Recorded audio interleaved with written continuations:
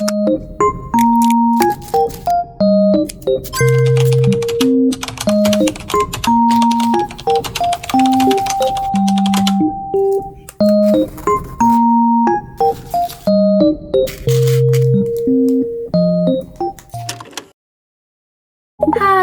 I'm Giselle. In this video, I'll be journaling for the first time and I'm going to attempt to make some spreads that look like these. I'll be sharing my experiences and tips along the way, so be sure to stick until the end of the video. So my package of supplies finally arrived and I just combined them into one box so it would be easier to unbox. First, I'm going to take a look at the mini journal. I was so excited to open this because I did have a previous one, but I had already filled all the pages. So it was time to get a new one, and I also got a pretty flower charm to hang on the side of the journal. There is a hole to hook it through, but it was actually closed up, so I had to use my box cutter to poke a hole through it. It makes it so much cuter. Anyways, by now I had realized I had almost set up half of the whole journal when I was supposed to be unboxing the other supplies, so let's just continue.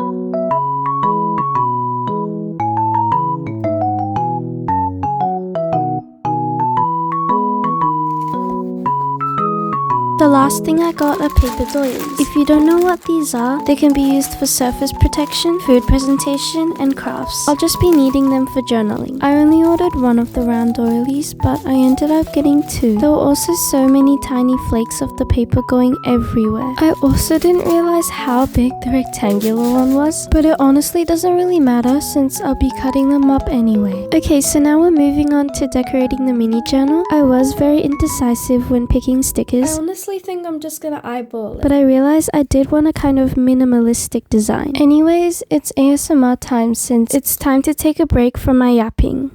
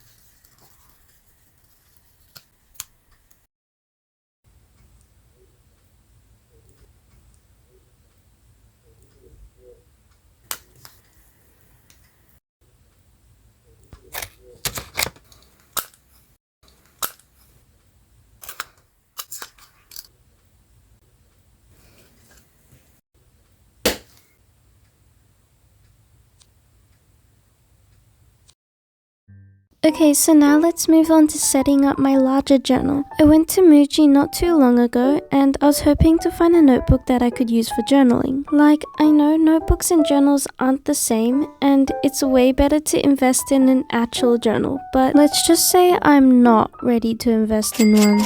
The one I got is definitely just meant to hold writing, but I mean, you never know unless you try, so let's hope that all the paper-thin pages hold my materials. Now let's go back to decorating the cover. So I actually painted this thick A4 cardboard paper. I'm so thankful that you can't see the paint streaks, although like I know that the cover won't last for a long time since it's paper. I did actually try looking for some light blue fabric at the physical store, but I either didn't like the texture or the color. Anyways, the cover is actually inspired by Simply Mish's journal cover, except I'll be using scrap lace and a mini bow. It actually was pretty simple to make and I'm quite satisfied with how it turned out.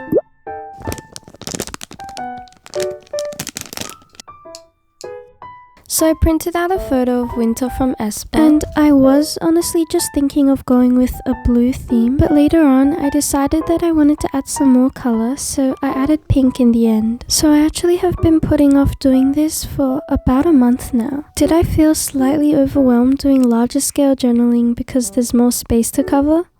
Yes. Did I also think that it may turn out bad because I wouldn't be able to fill the space? Also yes. So the main reason why is because I did a practice one before this and oh my gosh, it looked terrible, but I am actually so glad I tried again because that's what you have to do. You have to try again. I have to admit at the start I was kind of clueless and I spent like so long trying to figure out what I wanted the spread to look like in the end, as well as a specific position to put a certain material in. Like it was all planned out. I've heard this many times. It's not about how pretty it looks, it's just about doing it in the moment. But I also want it to look pretty so I can just look back in the future and admire my work. So I guess what I'm trying to say is plan, but don't plan too much.